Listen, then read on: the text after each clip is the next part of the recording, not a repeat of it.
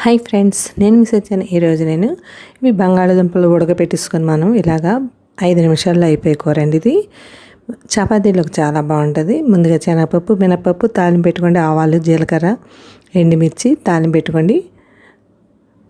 తాలింపు పెట్టుకున్నాక తాలింపు వేగాక మనం బంగాళాదుంపలు ఉడకపెట్టినవి తొక్కలు తీసుకొని ఇందులో వేసుకోండి. ఒకసారి వేగనివ్వండి. తాలింపు బాగా వేగాలండి. చిటపటలాడాక ఆవాలు చిటపటలాడాక అప్పుడు కరివేపాకు వేసుకొని అందులోనే మనం ఉడకబెట్టుకున్న బంగాళాదుంపలు ఇలా ముక్కల్లా కోసుకొని వేసుకోండి.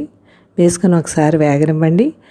వేగాక కొద్దిగా నీళ్లు వేసుకోండి. ఇందులో కొన్ని నీళ్లు వేసుకోండి.